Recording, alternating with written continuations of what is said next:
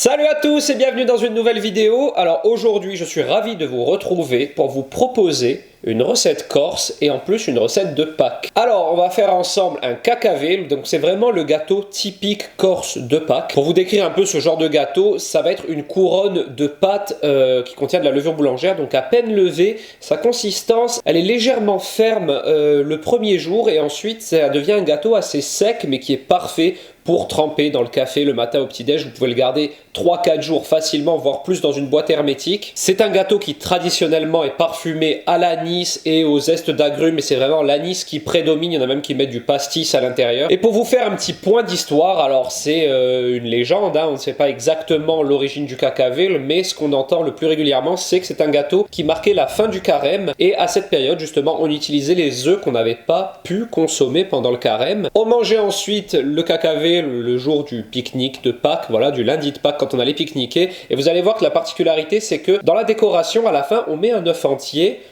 qu'on enferme dans des croisillons sur la pâte, qui va devenir dur du coup en cuisant au four. Et cet œuf, on le donnait aux enfants le jour du pique-nique pour leur apporter de la chance et du bonheur tout au long de l'année. Donc voilà, ça c'est le petit point traditionnel, voilà, c'est la légende qu'on entend par chez nous. Alors on l'appelle cacavel dans certaines régions, campanile dans d'autres, parce que vous savez, il y a des petites différences entre la Haute-Corse, la Corse du Sud, les micro-régions. On n'a pas tous les mêmes expressions exactement, mais le plus commun, c'est cacavel. Donc voilà, on va faire aujourd'hui un cacavel ensemble. Alors cette recette est inspirée de la recette que m'a donnée mon ami David Metzak. Je l'ai réalisée la dernière fois et franchement, je trouve que c'est l'une des meilleures. Je l'ai un petit peu adaptée en fonction de mes goûts, c'est pas exactement la même, mais vous allez voir, on va obtenir un cacavel délicieux. Et donc pour réaliser un cacavel, donc là ce sont les grammages pour faire une couronne, on a besoin de 500 g de farine, 75 g de beurre, 4 œufs, alors 2 œufs pour la pâte, un œuf pour la dorure et un œuf pour le décor, pour mettre notre œuf entier dessus à la fin. On a ici 2 sachets de levure boulangère déshydratée, mais vous pouvez très bien utiliser un demi-cube,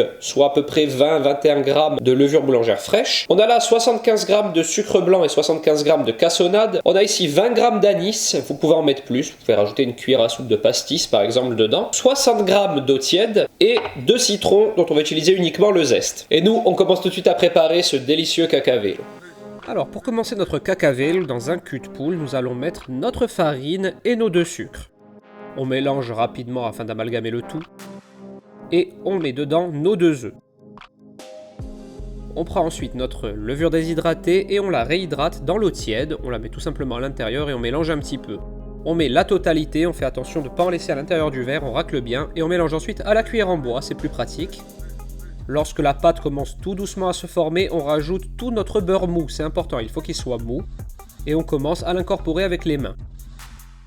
On ajoute ensuite les graines d'anis et les zestes des 2 citrons. Alors moi j'ai utilisé 2 citrons parce qu'ils sont petits, mais un gros citron jaune ça suffit largement.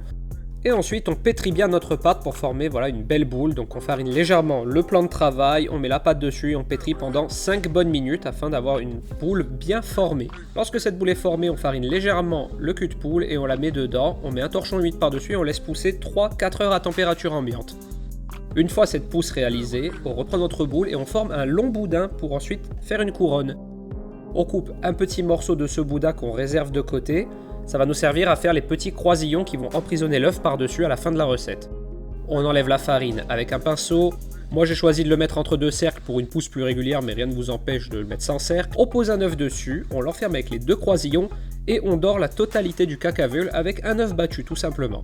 Et ça part au four à 200 degrés pendant 35-40 minutes. Et voilà, vous êtes officiellement devenu un boulanger corse avec ce magnifique cacavel. Évidemment, vous retirez les cercles en fer avant de le servir et vous pouvez facilement le garder 3-4 jours dans une boîte. Et voilà, cette recette est maintenant terminée. Vous avez un beau gâteau corse de Pâques à faire chez vous. Si vous êtes nostalgique, que vous n'avez pas pu venir en Corse pour Pâques à cause du confinement ou tout simplement si vous voulez découvrir une partie de la gastronomie corse.